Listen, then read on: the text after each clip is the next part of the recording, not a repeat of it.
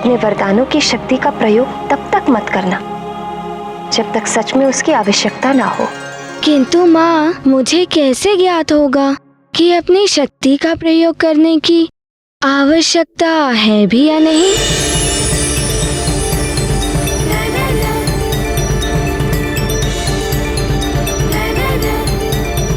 आओ, मैं बताती हूँ।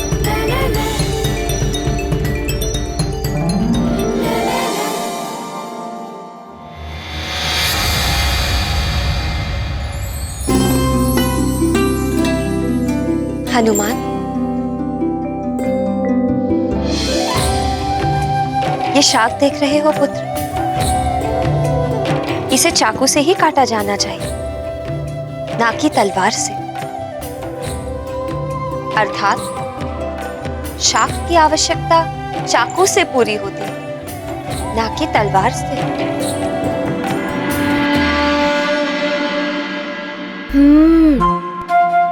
मैं सब समझ गया माँ। चलो।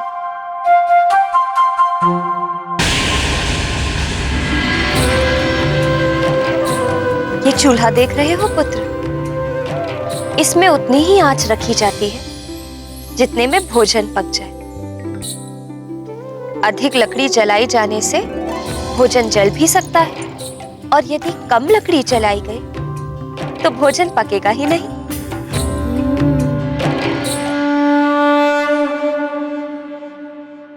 मैं समझ गया माँ। भिन्न भिन्न परिस्थिति में भिन्न भिन्न प्रकार की आवश्यकता होती है।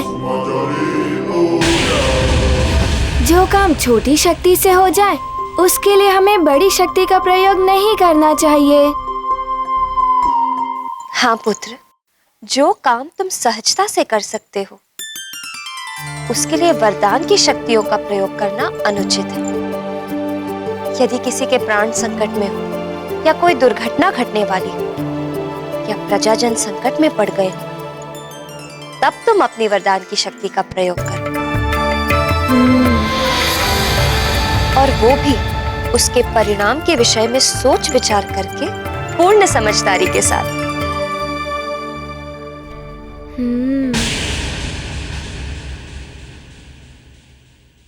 मैं अब ऐसा ही करूंगा माँ।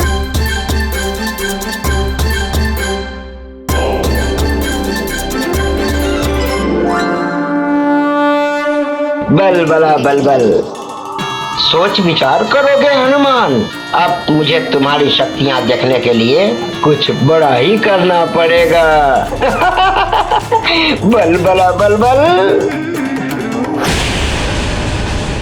लंकेश, अब ये कवच सिद्ध हो गया है।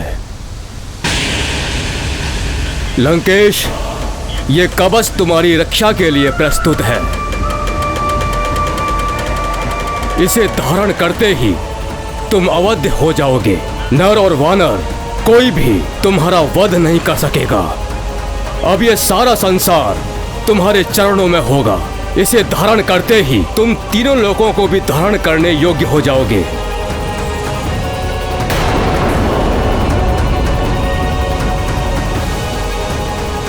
धारण करो इसे लंकेश।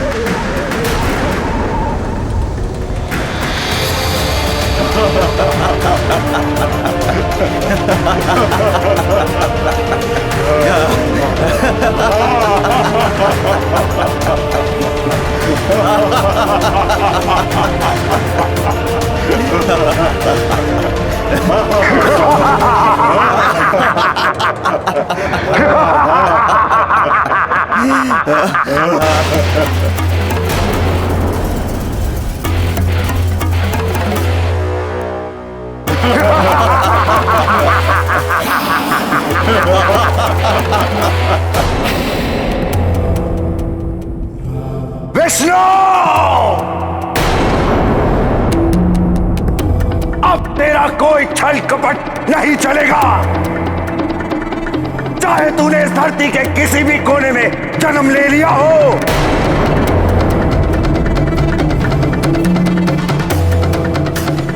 चाहे तुम सारे देवता मिलकर उस तुच्छ वानर बालक को जितनी चाहे शक्तियां दे दो, अब मेरा कोई आयत नहीं कर सकता। मैं अजय हूं, अपराजय हूं, अवध्या हूं मैं। मुझे कोई परास्त नहीं कर सकता। सुना तूने विष्णु? मुझे कोई परास्त नहीं कर सकता।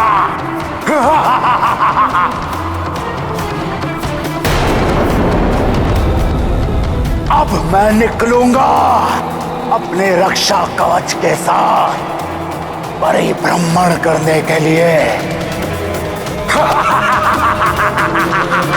दशानन रावण की जय, दशानन रावण की जय, लंकेश रावण की जय।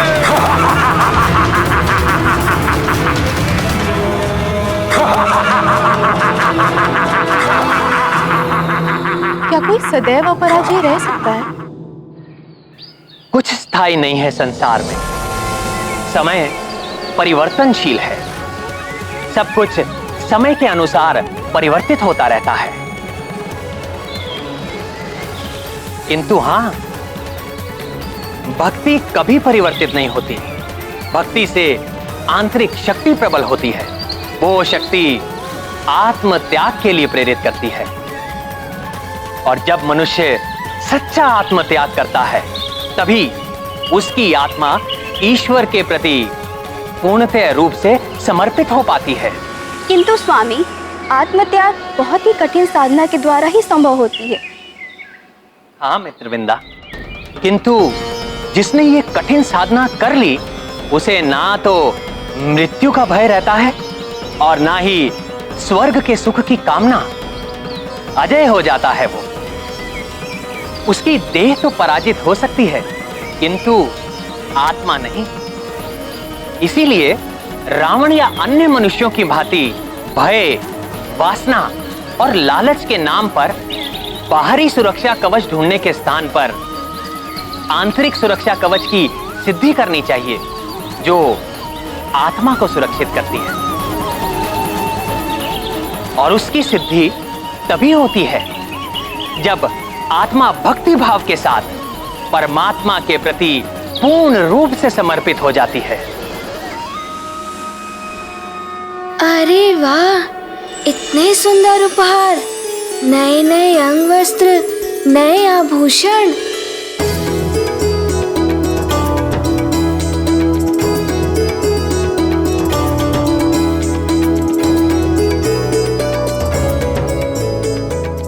अरे वाह, कितना सुंदर है ये और कितना चमक रहा है, बिल्कुल दर्पण के भांति।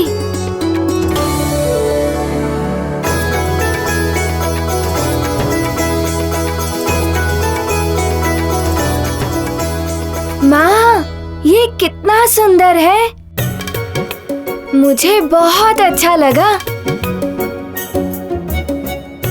माँ, मैं इसे अभी पहन लूं? अभी नहीं पुत्र, समय है अभी। पहले तुम्हारा राज तिलक होगा, तुम युवराज बनोगे तब। नानी, युवराज तो मैं अभी भी हूँ ही ना। सब मुझे युवराज कहते हैं। युवराज बनने के लिए उत्सव का आयोजन क्यों? पुत्र, इस उत्सव में तुम्हें विधिवत युवराज घोषित किया जाएगा और उसके बाद तुम्हारे कुछ नए कर्तव्यों का आरंभ होगा। तुम्हारे उत्तरदायित्व भी बढ़ जाएंगे। जानते हो ना, कर्तव्य और उत्तरदायित्व का अर्थ क्या होता है? हाँ नानी जी, मुझे सब ज्ञात है। चक्रासुर के समय में भी मैंने अपना उत्तरदायित्व निभाया था और ज्वालामुखी के विस्फोट के समय भी मैंने अपना कर्तव्य निभाया था। पुत्र हनुमान, वीरता और युद्ध ही कर्तव्य नहीं होते युवराज बनने के लिए। प्रजा के हित का भी ध्यान रखना होता है।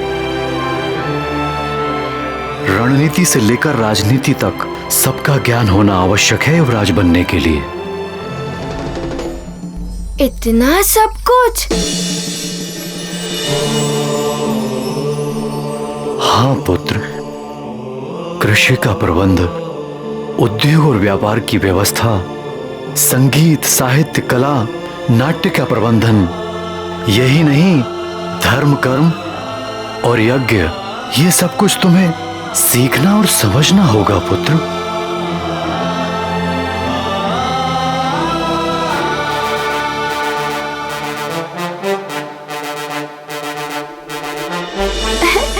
इतना सब कुछ? हाँ पुत्र, अपने आचरण और कर्मों से तुम्हें प्रजा के लिए आदर्श बनना होगा। प्रजा का संरक्षण और जन कल्याण ही तुम्हारा प्रथम कर्तव्य और परम लक्ष्य होना चाहिए।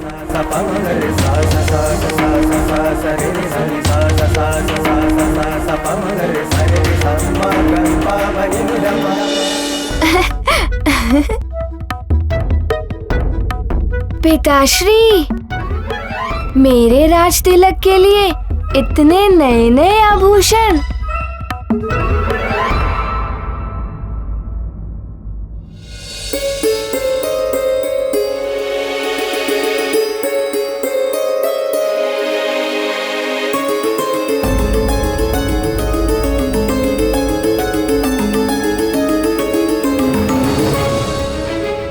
अंजना, इतनी उदास क्यों हो? संस्कार, समझ और अनुभव कोई औषधि नहीं है जो घोल कर पिला दी और बालक को ज्ञान प्राप्त हो गया। हमें निरंतर प्रयास करना होगा और देखना हमारा हनुमान शीघ्र ही सब कुछ सीख जाएगा। माँ, मैं ये सब अपने मित्रों को दिखाऊं? उत्सव में तो सब देख ही लेंगे ना।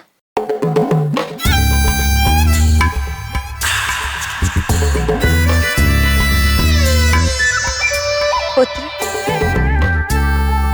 मैंने तुम्हें समझाया था ना, किसी भी प्रकार का दिखावा करना अनुचित है।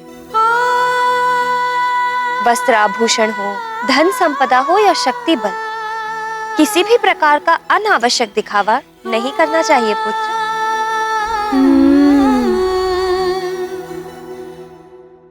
मैं सब समझ गया माँ। और मुझे ये भी स्मरण है कि अपनी वरदानी शक्ति का प्रयोग तभी करना चाहिए जब सच में उनकी आवश्यकता हो।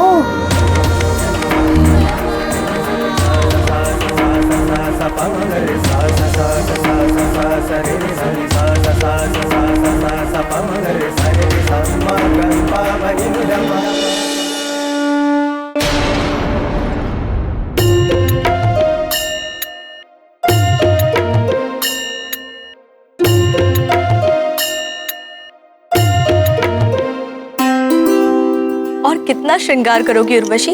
होना तो वही है जो नित्य होता है। हम नृत्य करेंगे, देवराज इंद्र कुछ प्रशंसा के बोल बोलेंगे, बस। रंभा, आज उर्वशी देवराज इंद्र को अपने सौंदर्य और नृत्य से मंत्र मुक्त करने वाली है। देवियों, देवराज इंद्र ने सूचना भिजवाई है कि आज दरबार में होने वाला नृत्य स्थगित किया जाता है।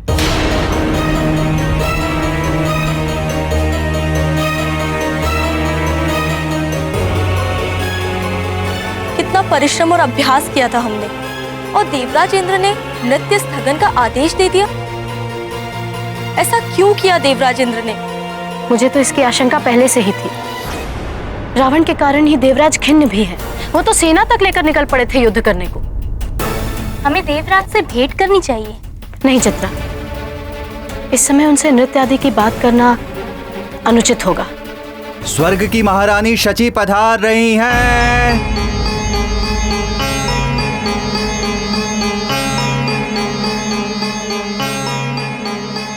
महारानी प्रणाम। महारानी, आप एकाएक यहाँ रंगशाला में? हाँ, तुम सबके लिए एक सुखद समाचार है। तुम्हारी परम सखी के जीवन में आज सुनहरा अवसर आया है।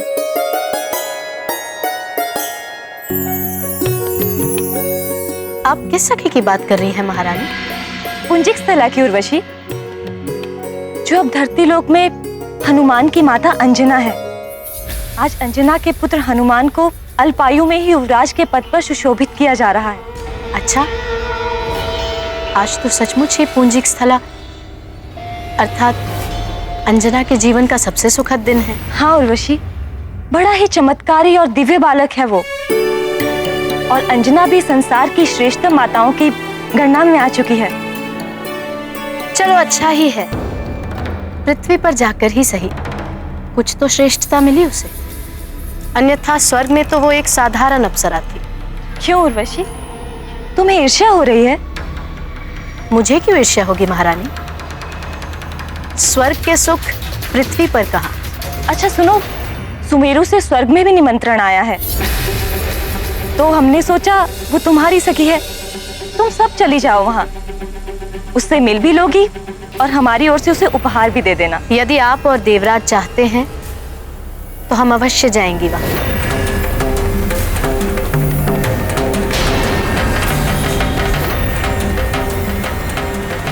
महाबली, उद्भट योद्धा पंपासर नरेश पधार रहे हैं।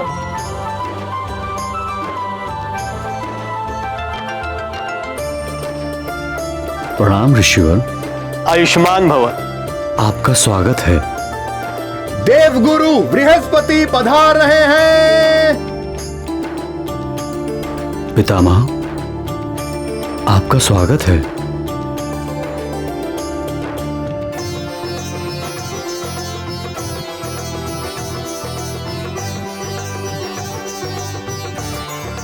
देवियों, आपका स्वागत है। कदाचित आप सब स्वर्गलोक से पधारे हैं। हाँ महाराज केसरी, मैं उर्वशी, ये चित्रा और ये रंभा, देवराज इंद्र और देवी शची इंद्रानी की ओर से हम स्वर्ग लोक से आपके पुत्र हनुमान को आशीर्वाद देने आए हैं। आसन ग्रहण कीजिए।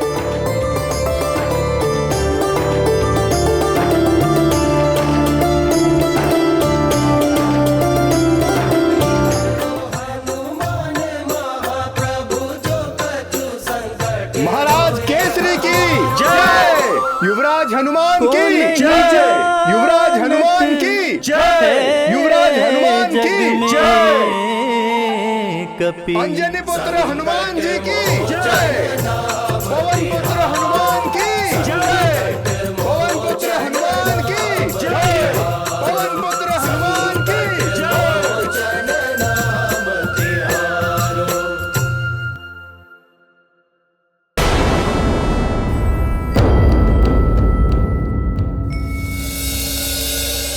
अंजना के भाग्य तो देखो, महारानी और राजमाता हो गई है यहाँ। चित्रा, सत्य कहा, हम तो बस अप्सराएं बनकर रह गई, मात्र नृत्यांगनाएं, और ये यहाँ राजमाता बनकर सबका सम्मान पा रही।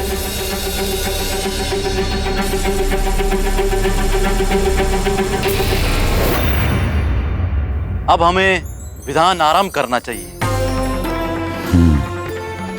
अब युवराज अभिषेक का विधिवत श्री गणेश करते हैं। श्री गणेश,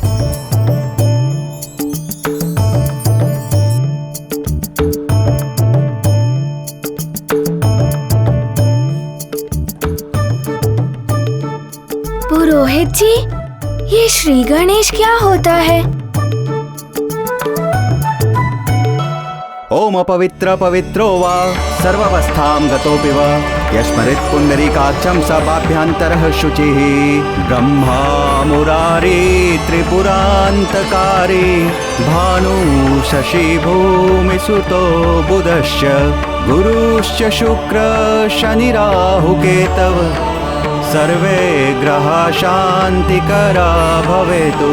सर्वमंगल मांगल्ये शिवे सर्वार्थ साधिके शरण्ये त्र्यंबके गौरी नारायणी नमोस्तुते। ओम दुग्धम समर्पयामि, ओम घृतम समर्पयामि, ओम तिलम समर्पयामि, ओम पुष्पम समर्पयामि।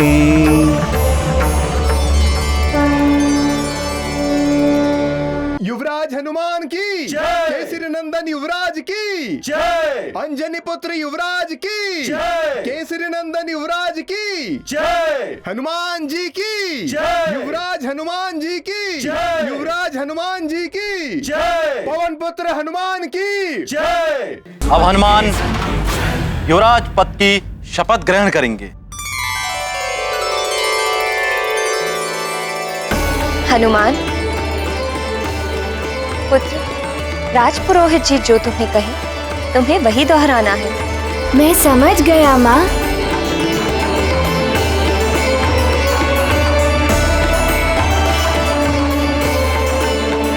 मैं सुमेरु महाराज केसरी और राजमाता अंजना पुत्र हनुमान युवराज पद की शपथ लेता हूँ।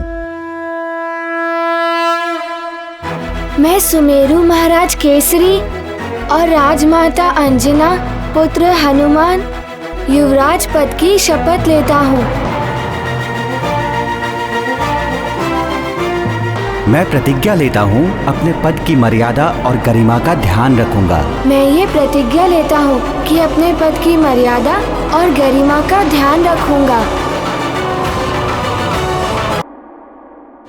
युवराज हनुमान की जय, युवराज हनुमान की जय, केसरी नंदन युवराज की जय, अंजना पुत्र युवराज की जय, हनुमान जी की जय, युवराज हनुमान जी की जय, युवराज हनुमान जी की जय। महादेव, देखा आपने, हनुमान से अधिक प्रसन्नता तो हनुमान की माता अंजना के मुखड़े पर दिखाई दे रही थी। ये स्वाभाविक है देवी, पुत्र की हर उपलब्धि पर सबसे अधिक प्रसन्नता तो माँ को ही होती है। युवराज, अब आसन ग्रहण कीजिए। जी।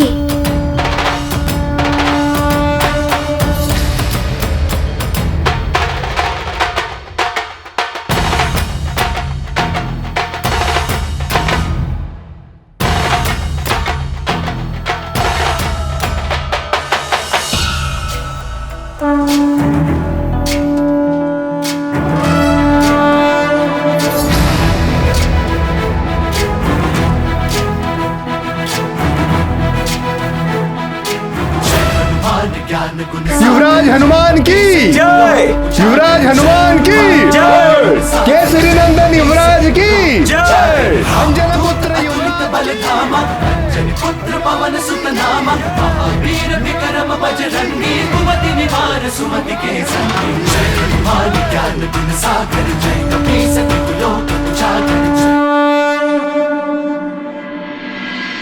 हनुमान, युवराज पद की गरिमा बनाए रखना पुत्र, सदा आनंदित रहो।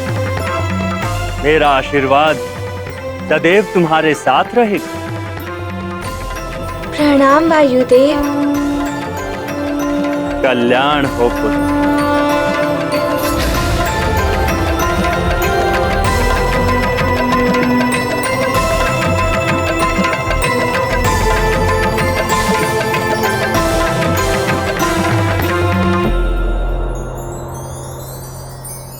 देवी अंजना, महाराज केसरी, आप दोनों को भी बहुत शुभकामनाएं।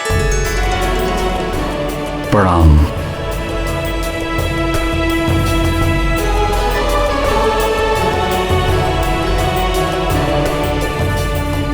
कल्याण।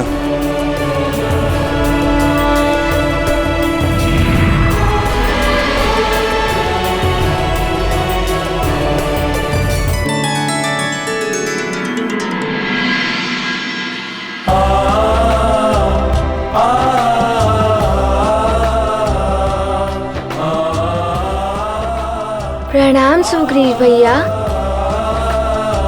हनुमान, ये किष्किंधा और सुमेरु की मैत्री की प्रतीक स्वरूप मुद्रा है, इसे स्वीकार करो।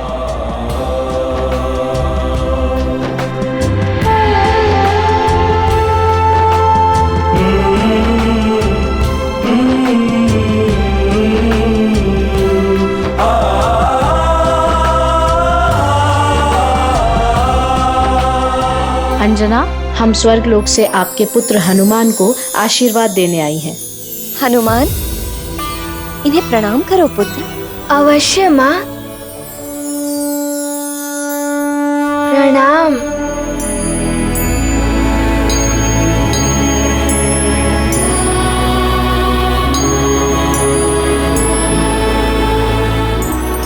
इन्हें भेंट दो पुत्र।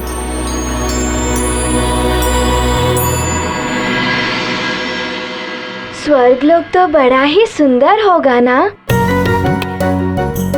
हाँ हनुमान, देवराज इंद्र ने ये उपहार तुम्हारे लिए भेजा है। देवराज इंद्र? वो श्वेत गजराज वाले? उन्हें मेरा प्रणाम कहिएगा और उस गजराज को मेरा बहुत सारा प्रेम कहिएगा। अवश्य हनुमान, तुम्हारा कल्याण हो, कीर्ति बढ़े, यश बढ़े, जगत में सम्मान हो तुम्हारा।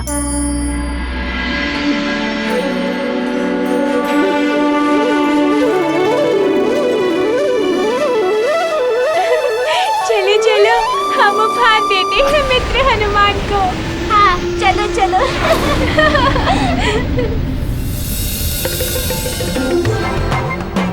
मित्र, ये उपहार तुम्हारे लिए है। हाँ मित्र, हम सब की ओर से। धन्यवाद मित्रों।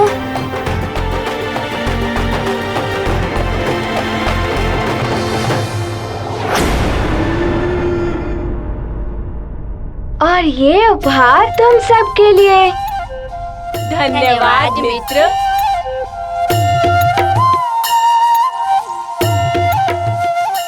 देखो, पुंजिक स्थला का पुत्र हनुमान कितना तेजस्वी और कैसी मनोहरी छवि वाला है।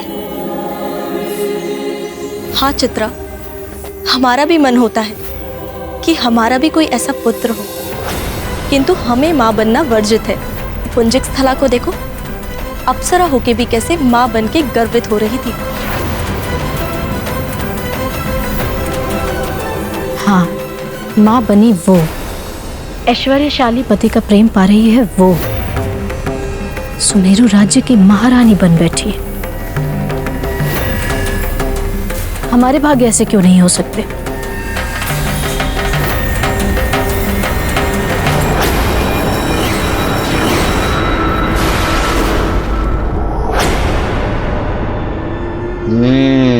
अपने विनाश के लिए अब अति बल से भी एक उपहार ले लो हनुमान। इस मायावी खिलौने से खेलते ही तुम सदा के लिए दशानन के दास बनकर रह जाओगे हनुमान।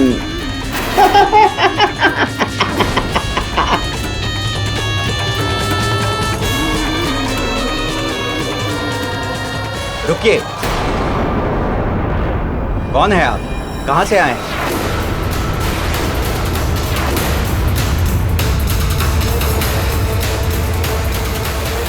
मैं अतिबल बटुकपुर गांव से आया हूँ। बटुकपुर? ये गांव कहाँ है? और इसमें क्या है, दिखाइए। मैं जानता हूँ इन्हें। जब चक्रासुर से युद्ध हुआ था ना, तब ये सुमेरु में ही थे। ये एक बालक को बचाते बचाते स्वयं ही एक गड्ढे में फंस गए थे। तब मैंने इन्हें बाहर निकाला था।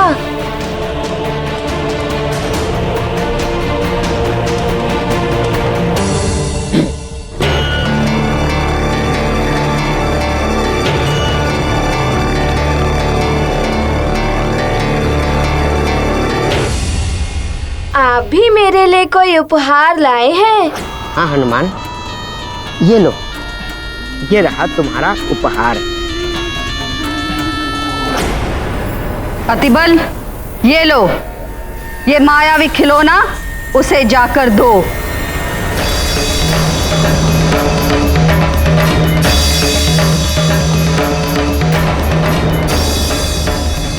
क्या है इसके भीतर?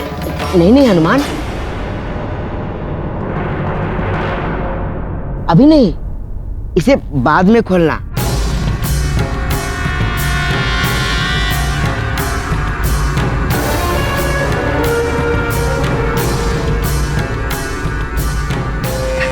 अकेले में कुछ विशेष है इसमें तुम्हारे लिए।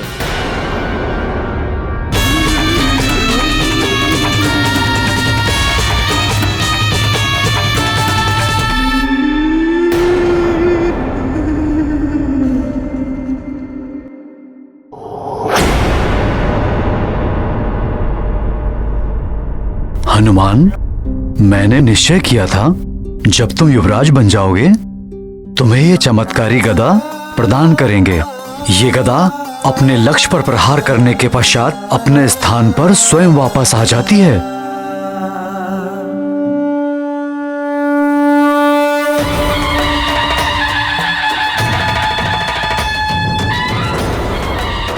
अरे वाह, चमत्कारी गदा।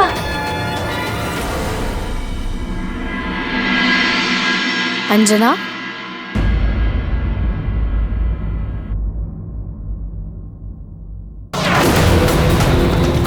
मेरे गुप्तचरों ने सूचना दी थी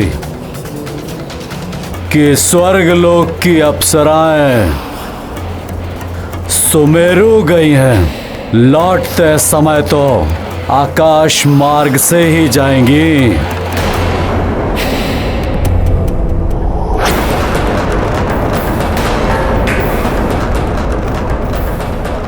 उर्वशी, स्वर्गलोक की अप्सरा।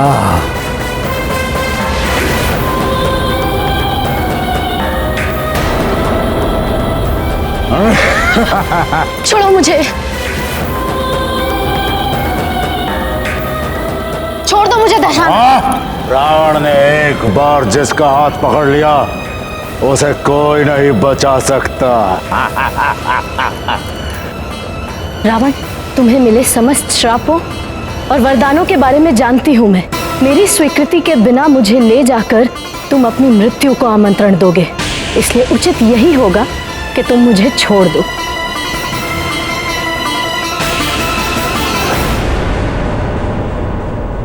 इंद्र की प्रमुख नृतांगनी, अब तुम मेरे दरबार में हमारे मनोरंजन के लिए प्रमुख नर्तकी बनोगी।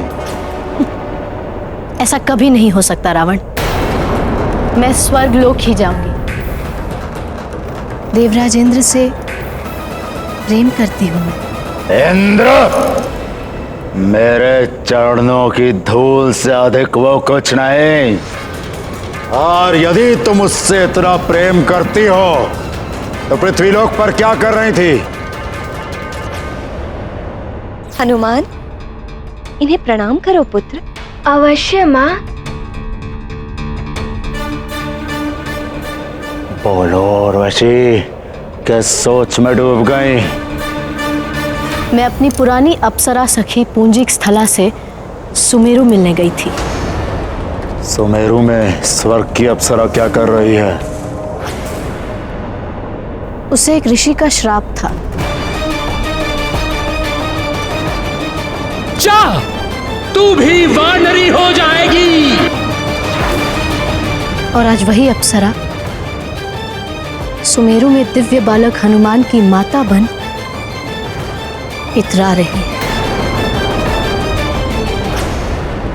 पहले तो देवताओं ने उसे जीवित किया, फिर उसे हनुमान नाम दिया। इतना ही नहीं लंकेश, देवताओं ने उसे वरदान में कुछ शक्तियां दी है जिनके बारे में अभी कुछ ज्ञात नहीं हो पाया है लंकेश। ओह, हनुमान। जा, स्वतंत्र किया तुम्हें। क्यों रावण, किससे भयभीत हो गए? उर्वशी, है तो रावण के शब्द कोश में है ही नहीं, बस दया आ गई तुम पर। वैसे भी दया का पात्र ही तो हो ना तुम। पुंजिक स्थला की भांति कभी मां तो नहीं बन सकती ना तुम। सदैव इंद्र के दरबार में नाचती ही रहोगी। कोई और सुख तो तुम्हें मिलने से रहा।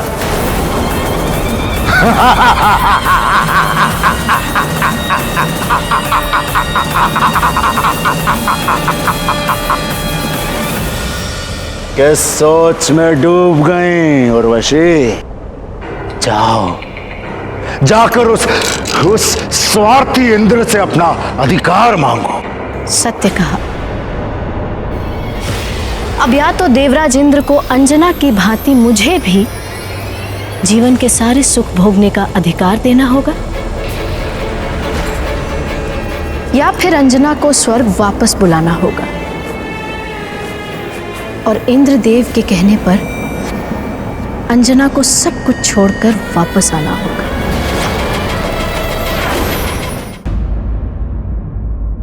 माँ, मुझे सबने उपहार दिया, किंतु आपने तो मुझे उपहार दिया ही नहीं। मैंने और तुम्हारे पिताश्री ने मिलकर तुम्हें गदा दी थी ना? वो तो पिताश्री का उपहार था, आपने तो मुझे कुछ भी नहीं दिया। अच्छा, तो क्या चाहिए मेरे पुत्र को अपनी माँ से?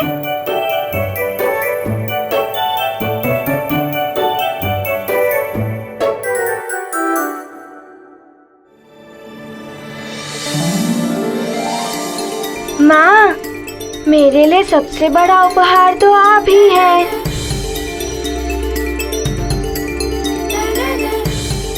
बस आप मुझे कभी छोड़कर मत जाना।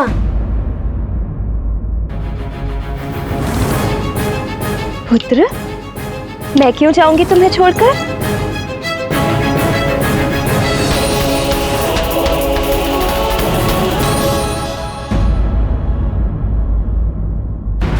हाँ, अन्याय तो हुआ ही है, मेरे साथ भी और स्वर्ग लोक की बाकी अप्सराओं के साथ भी। अग्नि में घृत पड़ गया है रावण, अब तो अग्नि भड़केगी ही। अन्याय को न्याय में परिवर्तित देवराज इंद्र को करना ही होगा। मेरे प्रियतम इंद्रदेव, आपको हमारे साथ न्याय करना ही होगा।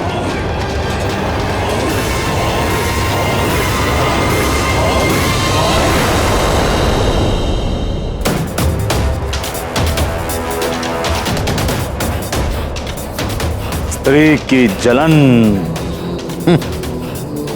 फूस की ढेर के समान होती है, जिसमें थोड़ी सी भी चिंगारी डाल दो, विकराल अग्नि जन्म देती है। जाओ उर्वशी, और जाकर अपनी जलन की अग्नि से स्वर्गलोक को भस्म कर दो, मिटा दो इंद्र के सुख और चैन को। अब उर्वशी वही करेगी जो मैं चाहता। मैं छीन लूंगा उस वानर बालक हनुमान का सुरक्षा कवच। हर संतान की सबसे बड़ी शक्ति और उसका सुरक्षा कवच होती है उसकी मां। अंजना, अब जब इंद्र तुम्हें स्वर्गलोक बुलाएगा तो तुम्हें तो जाना ही होगा, और तुम जाओगी अपने बालक हनुमान को छोड़कर, जिसे मिले हैं बड़े बड़े वरदान, किंतु वो अबोध है। वो होगा मेरे आक्रमण का परम लक्ष्य। अंजना, अब मेरी मायावी शक्तियों से अपने पुत्र हनुमान को कैसे बचाओगी? बोलो अंजना, कैसे बचाओगी अपने पुत्र, अबोध पुत्र हनुमान को?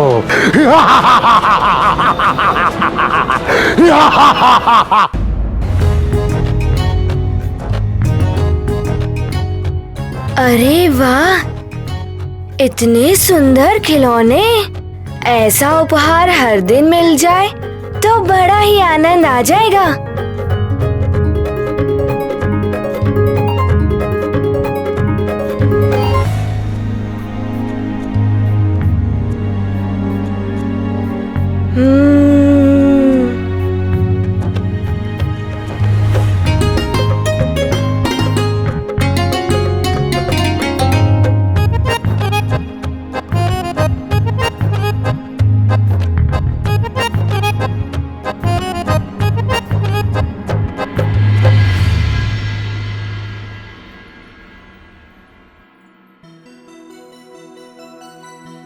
पुत्र, अब इन खिलौनों से खेलना बंद करो और सो जाओ। प्रातः शीघ्र उठना है ना तुम्हें। अब सो जाओ हनुमान। किंतु माँ, मुझे तो निंद्रा ही नहीं आ रही है और मुझे अपने खिलौने से भी तो खेलना है ना। युवराज हनुमान, अब तुम युवराज हो गए हो। खिलौनों से खेलना तुम्हें शोभा नहीं देता। किंतु पिताश्री, मुझे उपहार में तो खिलौने ही मिले हैं ना।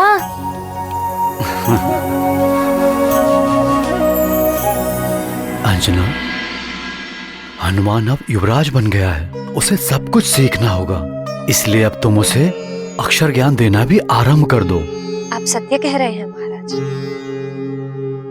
हनुमान को इन खिलौनों के संसार से बाहर आना होगा। मैं कल ही इसके अक्षर ज्ञान की शिक्षा आरंभ कर देती हूँ। पुत्र हनुमान, चलो अब सो जाओ।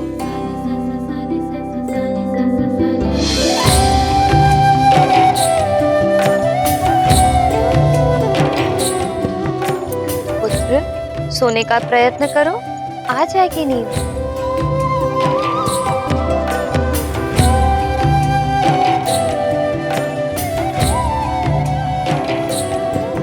अंजना, इसे लोरी सुना दो, अभी सो जाएगा। प्रिय, ईर्ष्या और द्वेष मनुष्य को राक्षस वृत्ति की ओर लेकर जाते हैं। ऐसा ही उर्वशी के साथ भी हो रहा था। द्वेष रहित मन सदैव कल्याण और भलाई की ओर अग्रसर होता है, किंतु द्वेष का आवरण पड़ते ही मन दूषित हो जाता है। वो राक्षस वृत्ति में पड़कर पाप कर्म कराने लगता है। उसकी उदारता नष्ट हो जाती है। इसीलिए अपने मन को सदैव नियंत्रण में रखना चाहिए। किंतु अंजना और हनुमान के साथ क्या हुआ? स्वर्ण को जितना तपाया जाए उतना ही अधिक शुद्ध होता है। सत्यभामा, जीवन में सभी को अनेकों परीक्षाओं से निकलना पड़ता है। हनुमान और देवी अंजना को भी जीवन की अनेक परीक्षाओं में उतरना ही पड़ेगा प्रिय।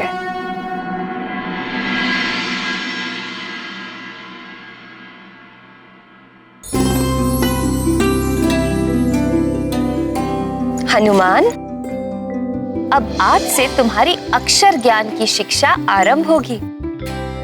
अक्षर ज्ञान सीखकर तो मैं भी ज्ञानी हो जाऊंगा ना माँ? हाँ पुत्र, चलो श्री गणेश करते हैं। अब युवराज अभिषेक का विधिवत श्री गणेश करते हैं। श्री गणेश अर्थात? श्री गणेश का अर्थ होता है, यदि कोई शुभ कार्य आरंभ करो तो सबसे पहले भगवान श्री गणेश को स्मरण करना चाहिए। उससे कार्य में कोई बाधा नहीं आती और कार्य भली भांति संपन्न हो जाता है। किंतु भगवान गणेश को ही क्यों स्मरण किया जाता है? यदि हम उनके माता पिता भगवान महादेव और माता पार्वती को स्मरण करें तो कार्य और भी अच्छी तरह से पूर्ण हो सकता है ना? नहीं पुत्र, सबसे पहले भगवान श्री गणेश को ही स्मरण करते हैं। सबसे पहले उनकी ही पूजा का विधान है। तो क्या वो अपने माता पिता से भी पहले पूजे जाते हैं? हाँ पुत्र, और पुत्र होते हुए भी पिता से पहले क्यों पूजे जाते हैं, इसकी भी एक लंबी कथा है जो उनकी बुद्धिमानी से जुड़ी हुई है। माँ, मुझे वो कथा सुनाइए ना। सुना दूंगी, किंतु पहले शिक्षा का श्री गणेश तो कर लो, अर्थात अपना प्रथम अक्षर तो सीख लो।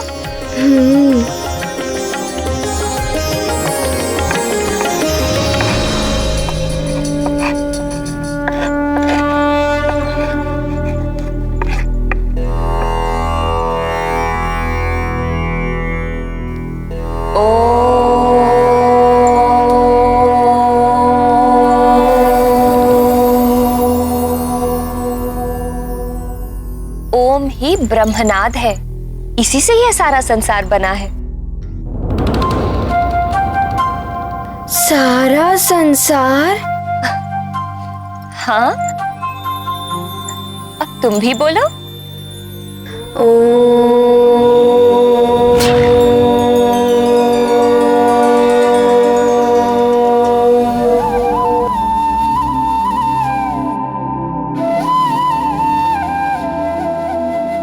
अरे वाह, तुमने तो एक बार में ही सीख लिया। चलो, अब मैं तुम्हें इसे लिखना सिखाती हूँ।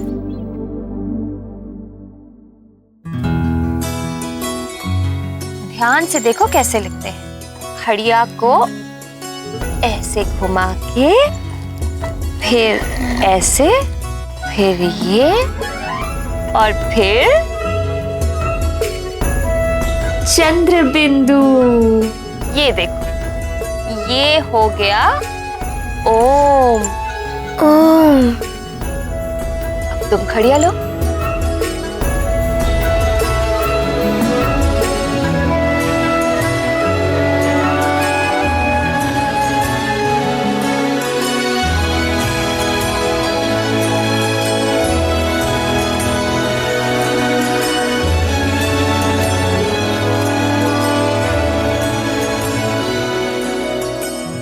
फिर ये चंद्र बिंदु।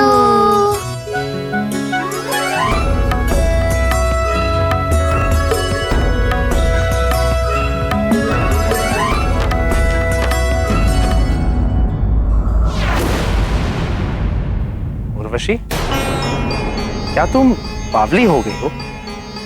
कुछ भी कहे जा रही हो। मैं तो केवल आपको स्मरण करा रही हूँ देवराज कि आप अपनी एक अप्सरा को कैसे भूल गए। पूंजिक स्थला हो, मैं या अन्य कोई अप्सरा, हम सब के कार्य, कर्तव्य और अधिकार समान है। फिर पुंजिक स्थला को ये विशेष अधिकार क्यों मिले हुए हैं? आपको उसे मिले श्राप का स्मरण तो है ना देवराज?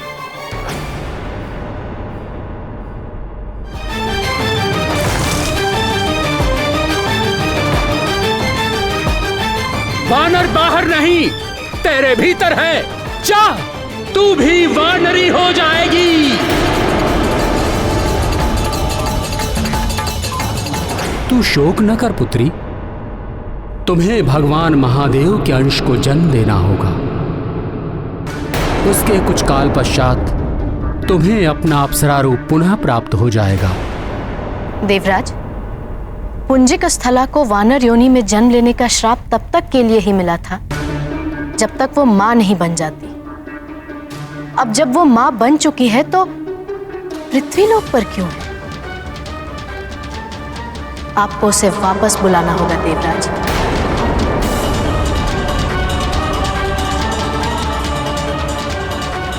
और यदि आप उसे वापस नहीं बुलाते तो आप हम अप्सराओं को अप्सरा जीवन से मुक्ति दे दीजिए।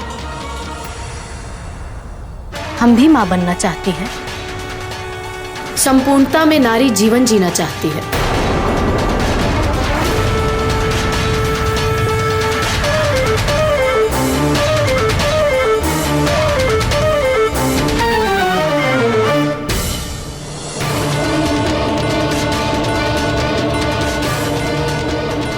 देखो उर्वशी, अपनी हट छोड़ दो। अंजना के रूप में अब वो हनुमान की माँ है। वो किसी की भी माँ हो, उसे भी नियम का पालन करना होगा। यदि आपने एक के लिए नियम परिवर्तित किया है तो आपको हमारे लिए भी नियम परिवर्तन करना होगा।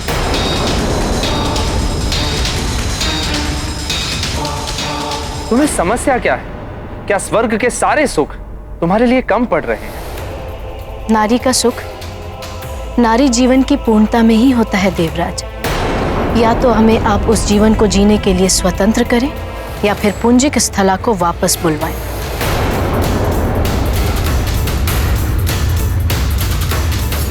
हमें भी स्वतंत्रता चाहिए देवराज, हम भी मुक्त होना चाहती हैं।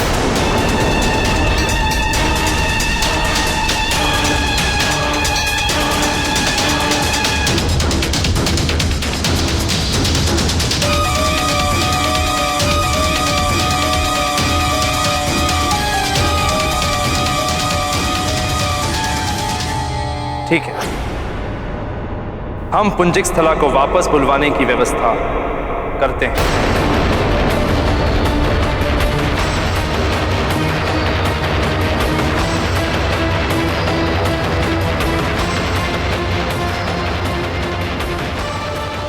उचित है देवराज। प्रणाम देवराज।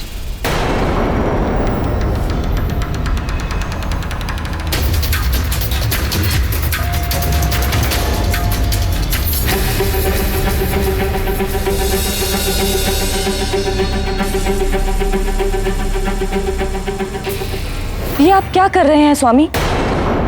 हनुमान को उसकी मां से दूर करने का अर्थ जानते हैं आप?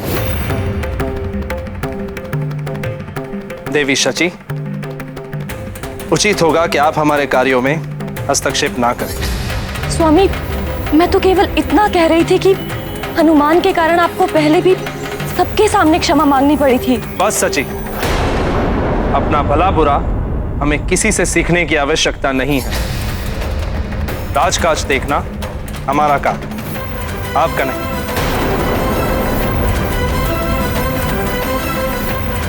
आप जा सकते हैं।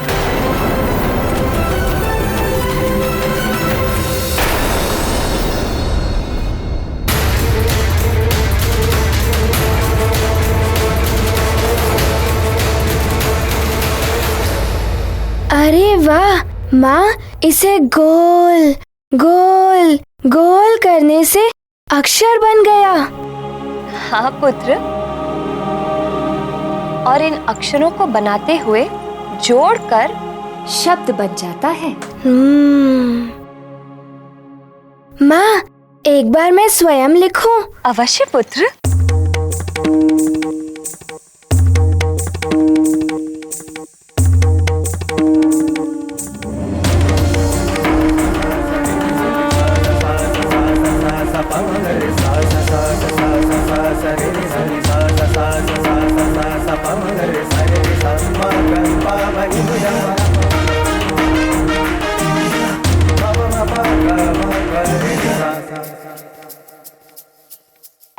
चंद्र बिंदु। ये चंद्र बिंदु।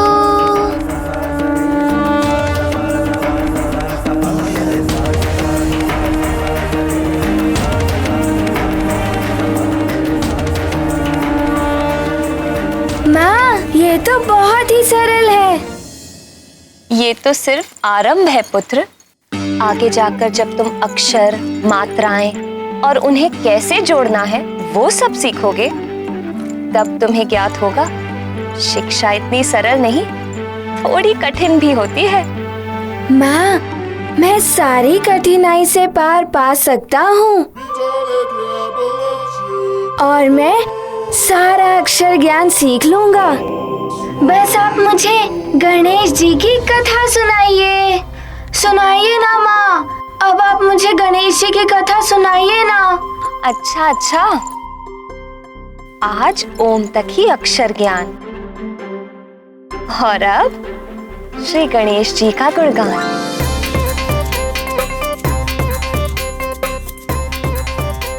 माँ, मैं रख देता हूँ।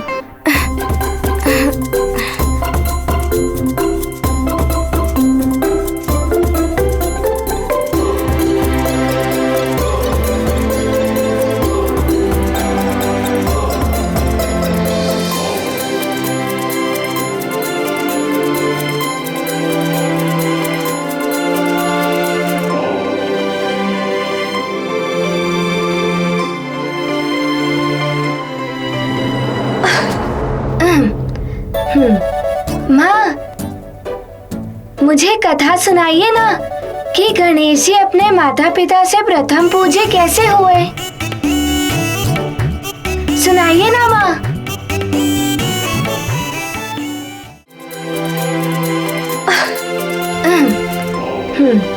माँ, मुझे कथा सुनाइए ना कि गणेश जी अपने माता पिता से प्रथम पूजे कैसे हुए।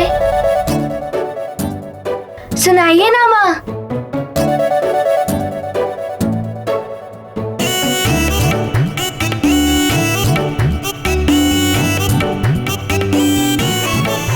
तो सुनो हनुमान, ये कथा बहुत समय पहले की है। एक बार सभी देवताओं में ये विवाद उत्पन्न हो गया कि उनमें सर्वश्रेष्ठ देवता कौन है, और जो देवता सर्वश्रेष्ठ होगा उसी की हर पूजा, यज्ञ और शुभ कार्य में प्रथम पूजा की जाएगी।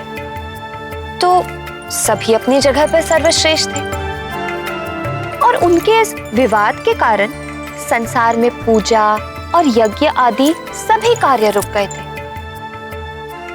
अब देवताओं का निर्णय कौन करे?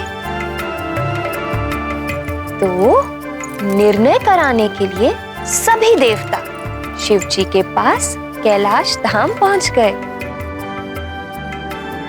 वैसे तो आप सब देव अपने अपने स्थान पर श्रेष्ठ हैं, किंतु प्रथम पूजा उसी की होगी जो सर्वश्रेष्ठ होगा। तो क्यों ना ऐसा किया जाए कि सर्वश्रेष्ठ का चुनाव करने के लिए आप सब में कोई प्रतिस्पर्धा कराई जाए।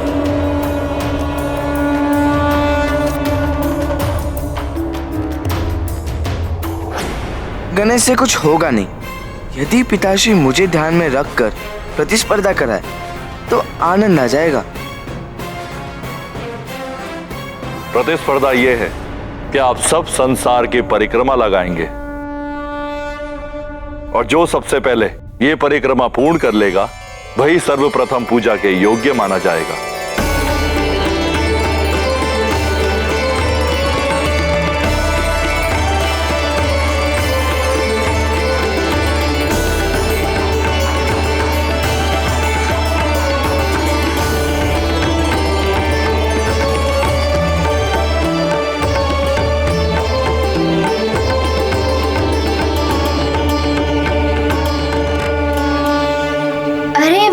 प्रतिस्पर्धा, तब तो बड़ा ही आनंद आया होगा। कौन विजयी हुआ? क्या हुआ? गणेश जी ने क्या किया? बताइए ना माँ, बताइए ना। बताती हूँ। फिर सभी देवता अपने अपने वाहन पर सवार होकर प्रस्तुत हो गए प्रतिस्पर्धा के लिए।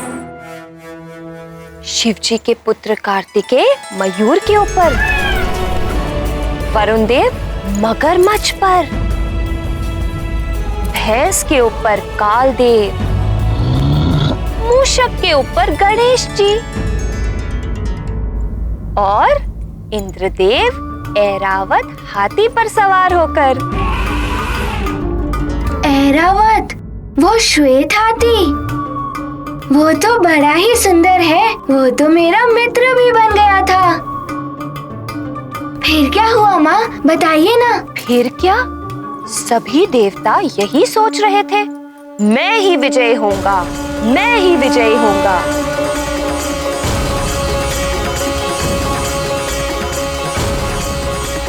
कार्तिकेय, मेरे ऐरावत जैसी गति तो किसी के भी वाहन में नहीं है। ये तो प्रतिस्पर्धा के समय ज्ञात होगा देवराज।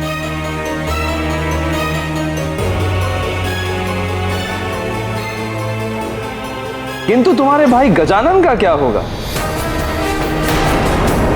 वो तो लगता है कि सबसे अंत में ही पूजे जाने योग्य ठहराए जाएंगे। आप क्यों उनसे स्पर्धा करेंगे? आपको तो मेरा सामना करना होगा।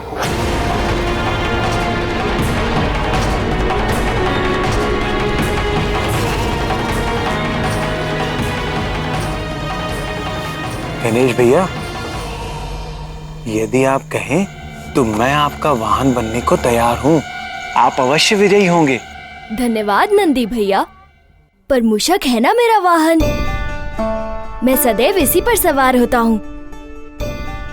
यदि आज आप मेरी सवारी बनेंगे तो मेरे मूषक को बुरा लगेगा ना?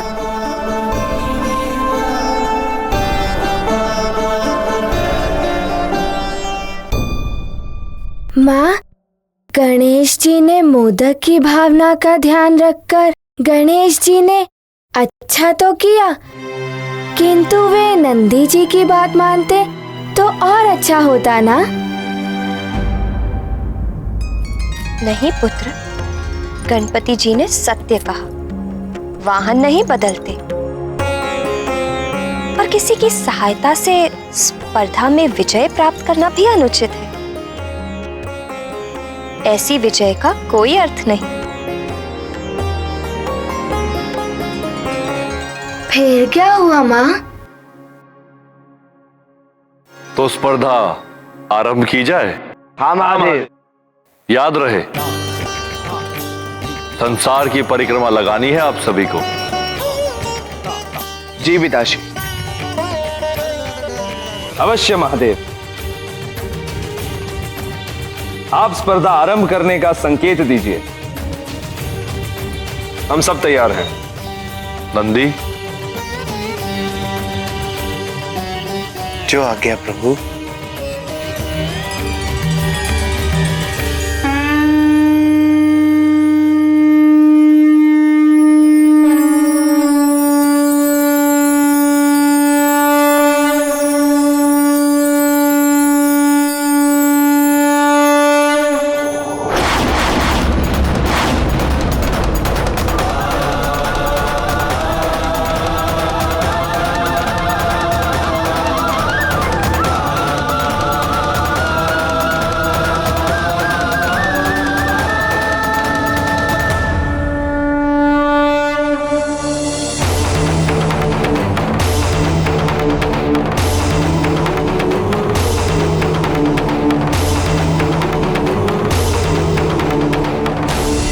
माँ, सारे देवता तो आगे निकल गए थे गणेश जी से, फिर भी गणेश जी प्रथम कैसे आए? यही रहस्य तो नहीं समझ पाए अन्य देवता। रहस्य? इसमें कौन सा रहस्य है माँ? रहस्य ये है पुत्र कि वो स्पर्धा वाहन दौड़ की नहीं, अपितु बुद्धि की स्पर्धा थी।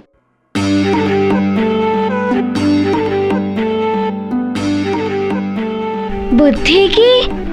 मुझे तो कुछ भी समझ में नहीं आ रहा है माँ। उसके लिए पूरी कथा सुननी पड़ेगी ना पुत्र। तो फिर दौड़ चल रही थी।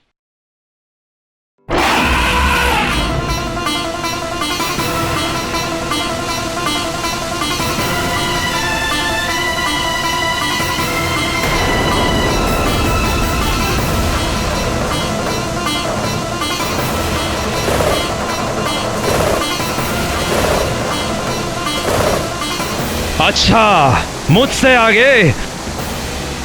रावण, आगे बढ़ो।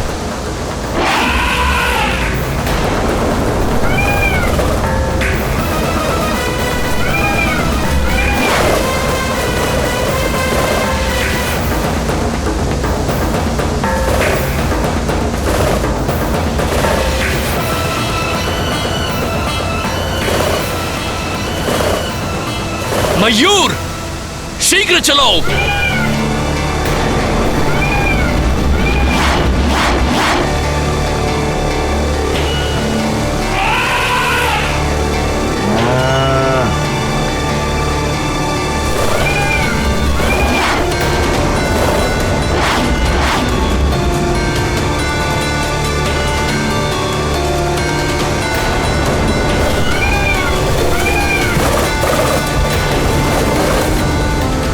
शीघ्र चलो मयूर।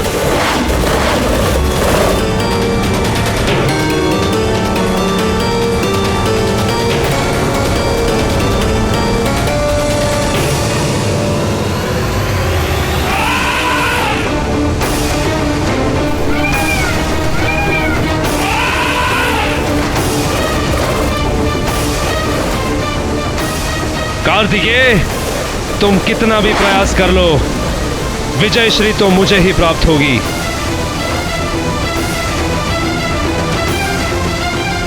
सेनापति राजा से नहीं जीत सकता।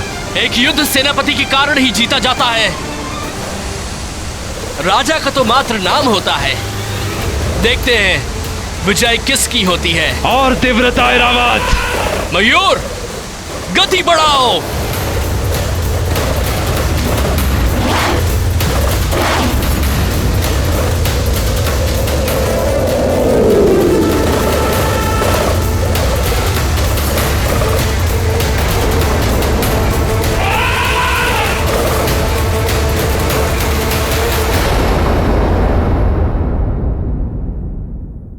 ये कैसे हो सकता है माँ? गणेश जी तो आगे बढ़े ही नहीं थे और सब इतना दूर चले गए थे। गणेश जी तो कैलाश में ही रह गए। फिर तो वो विजय हो ही नहीं सकते थे ना माँ? पूरी कथा तो सुनो पुत्र।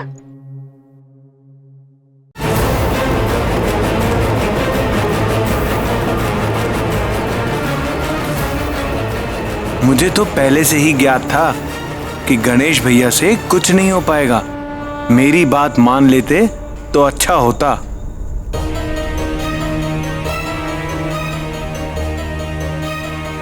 प्रभु, लगता है गणेश भैया स्पर्धा छोड़कर लौट आए। क्या हुआ पुत्र? प्रतिस्पर्धा को बीच में ही छोड़कर चले आए?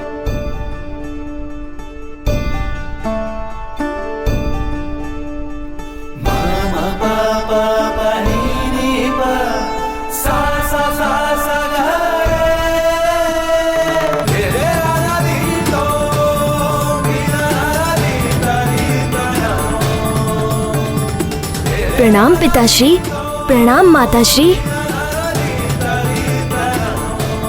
कल्याण हो।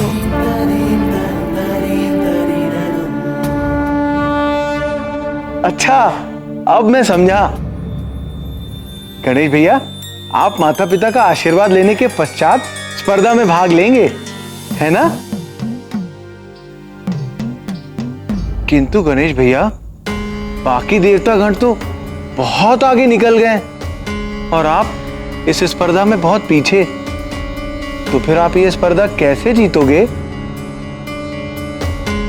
प्रिय मूषक राज, माता पिता की परिक्रमा आरंभ करें।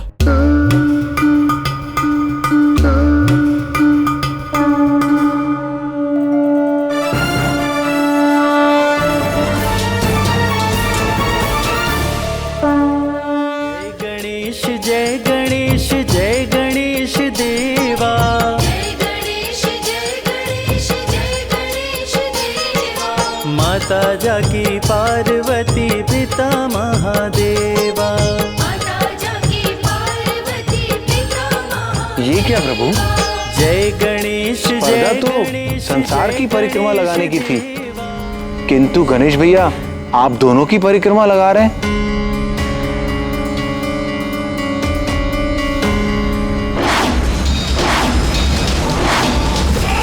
देखा कार्तिकेय, मेरे ऐरावत के समक्ष तुम्हारा मयूर कुछ नहीं कर सका। और तीव्र गति मयूर, और तीव्र गति।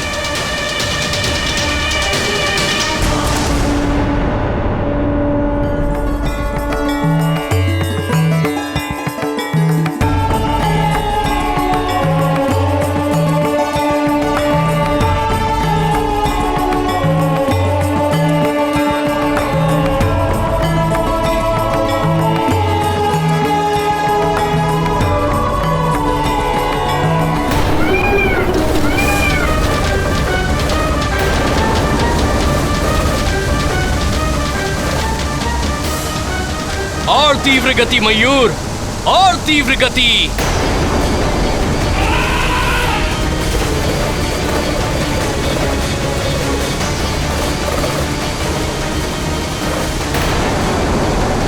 आपका ऐरावत तो पीछे रह गया देवराज।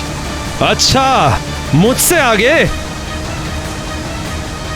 ऐरावत, आगे बढ़ो।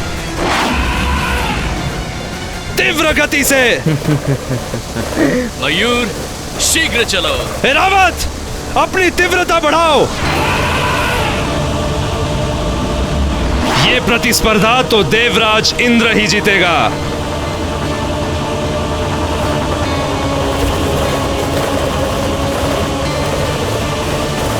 शीघ्र चलो मयूर, मयूर तीव्र गति से चलो।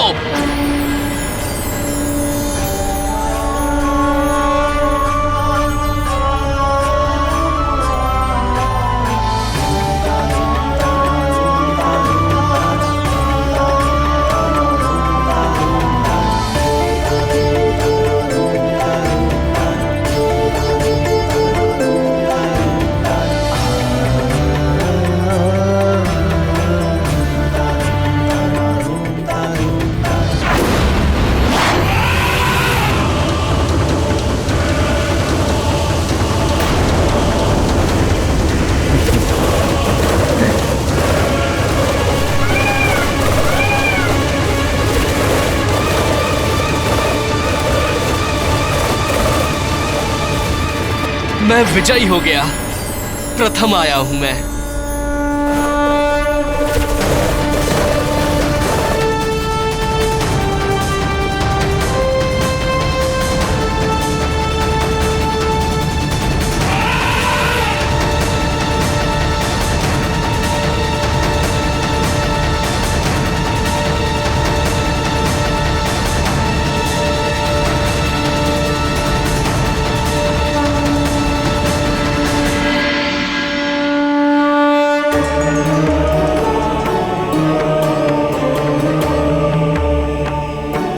प्रणाम पिताश्री, प्रणाम माताश्री। कल्याण हो।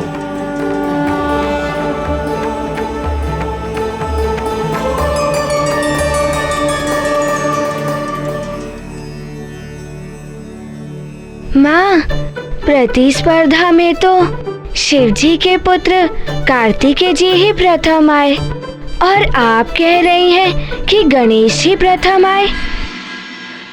गणेश जी कैसे प्रथम आए? यही तो वो ज्ञान है जो सारे संसार को समझना चाहिए।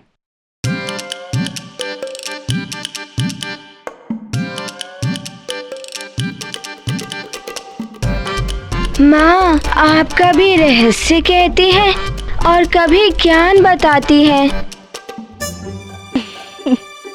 धीरज रखो पुत्र, अब ध्यान से सुनो कि आगे क्या हुआ। शिवपुत्र विजयी हुए, शिवपुत्र विजयी हुए, शिवपुत्र विजयी हुए।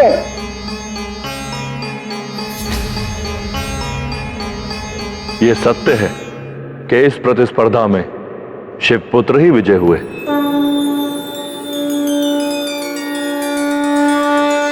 कार्तिकेय, इस स्पर्धा में तुम्हारी ही विजय हुई है।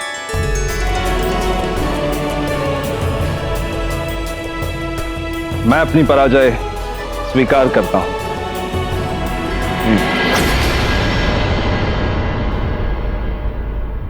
देखा गणेश, देवराज तुम्हारा उपहास उड़ा रहे थे ना कि तुम क्या स्पर्धा करोगे, किंतु मैंने प्रथम आकर उनके उपहास का उत्तर दे दिया। अच्छा हुआ जो तुम स्पर्धा से हट गए। किंतु मैं तो स्पर्धा में था। क्या तुम स्पर्धा में थे और यहाँ मुझसे भी पहले आ गए? परिहास कर रहे हो क्या? नहीं भैया, मैं परिहास नहीं कर रहा हूँ। ये सत्य है कि विजय शिवपुत्र की ही हुई है, किंतु वो शिवपुत्र है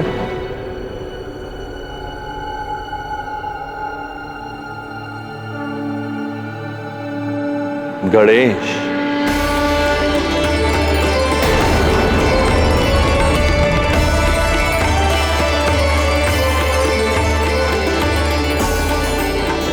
गणेश, आगे आओ पुत्र।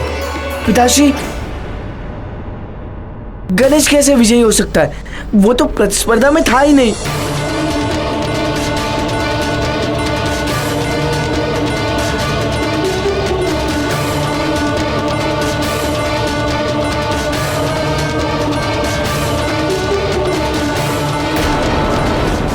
पिताश्री,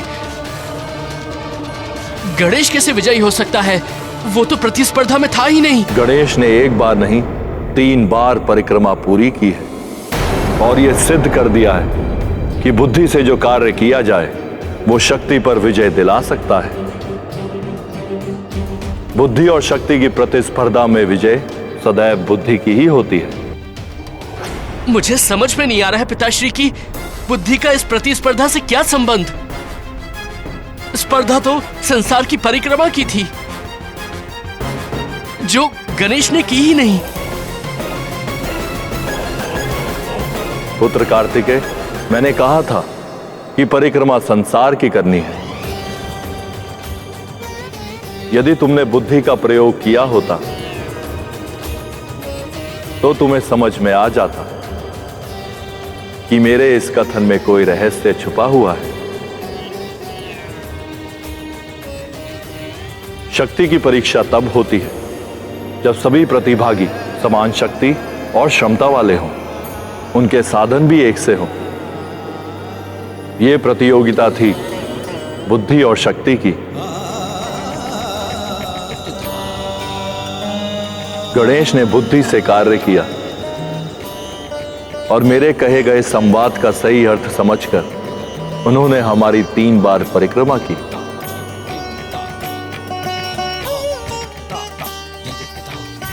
किंतु स्पर्धा तो संसार की। संतान का संसार उसके माता पिता होते हैं, यह शाश्वत सत्य है। जिसने अपने माता पिता का सम्मान किया वही सम्मान पाने का सच्चा अधिकारी है। देवताओं से लेकर मनुष्य तक सभी में सर्वप्रथम वही पूजनीय होते हैं।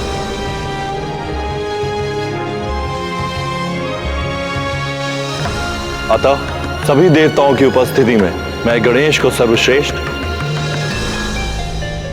और प्रथम पूज्य देवता होने का अधिकारी घोषित करता हूं।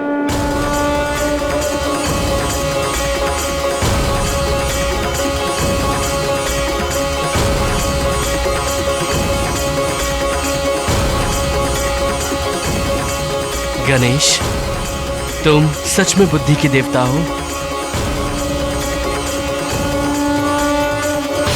आज से ये विधान घोषित किया जाता है कि सृष्टि में कोई पूजा, यज्ञ या अन्य कोई भी शुभ कार्य किया जाएगा तो उसके आरंभ में सर्वप्रथम गणेश की ही पूजा की जाएगी। ये सत्य है द्वारकाधीश कि संसार में संतान को जन्म देने वाले माता पिता ही होते हैं। माता पिता ही संतान की सृष्टि करता है। हाँ प्रिय, माता पिता के बिना कोई भी संसार में नहीं आ सकता। इसीलिए कहा गया है कि संतान का संसार माता पिता ही होते हैं। शिवजी के पुत्र गणेश ने यह सिद्ध किया है।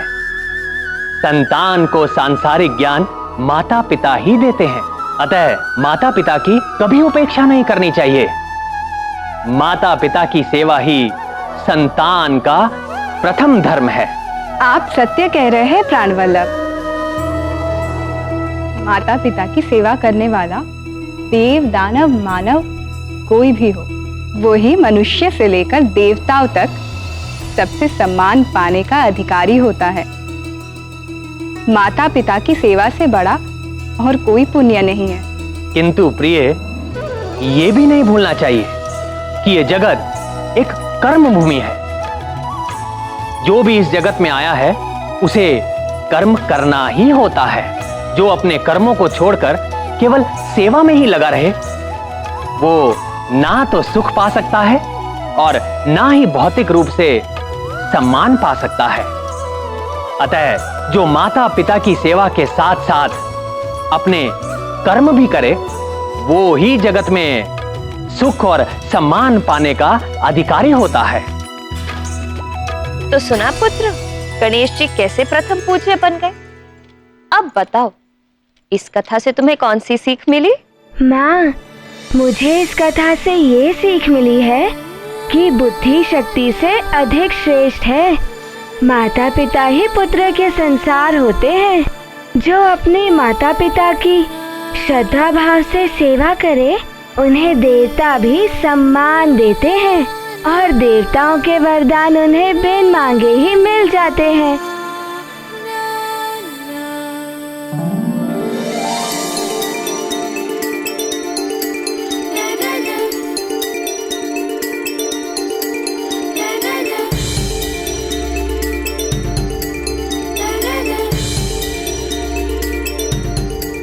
माँ, आप मेरे साथ चलिए। अब क्या हुआ पुत्र? आप चलिए ना माँ। आइए माँ, आइए। क्या हुआ पुत्र? पिताश्री यहाँ आइए, बैठिए। क्या बात है? पिताश्री आप बैठिए। माँ, आप यहाँ आइए, आप बैठिए यहाँ पे। पुत्र बताओ तो हुआ क्या है?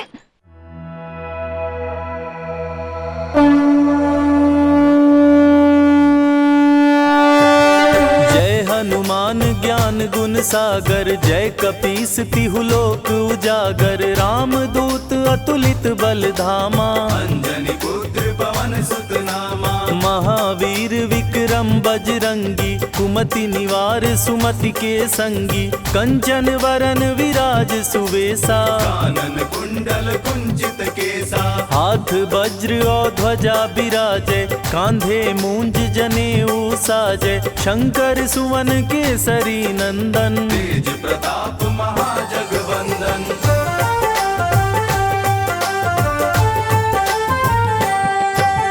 विद्यावान गुणी अति चातुर, राम काज करिबे को आतुर, प्रभु चरित्र सुनिबे को रसिया, राम लखन सीता मन बसिया, सूक्ष्म रूप धरि क्या कर रहे हो हनुमान? नानी, मैं सृष्टि की परिक्रमा कर रहा हूँ। असुर संहारे, मेरे संसार ही मेरे माता पिता हैं। मेरे भगवान भी मेरे माता पिता हैं। मेरे सृष्टिकर्ता मेरे माता पिता हैं नानी। इसीलिए मैं इनकी परिक्रमा कर रहा हूँ।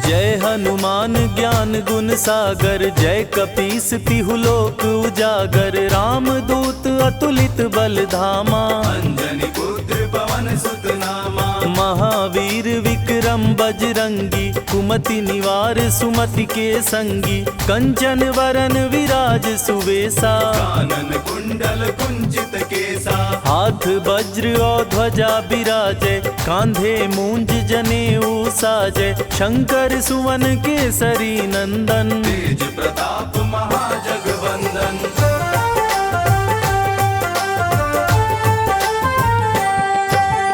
विद्यावान गुणी अति चातुर, राम काज करिबे को आतुर, मेरे देवताओं को मेरा नमन। को रसिया, राम लखन सीता मन बसिया, सूक्ष्म रूप धरि सियहि दिखावा, विकट रूप धरि लंक जरावा, भीम रूप धरि असुर संहारे, रामचंद्र के काज सवारे, लाय संजीवन लखन जियाए, श्री रघुबीर हरषि उर लाए, रघुपति कीन्ही बहुत बड़ाई, तुम मम प्रिय भरतहि सम भाई।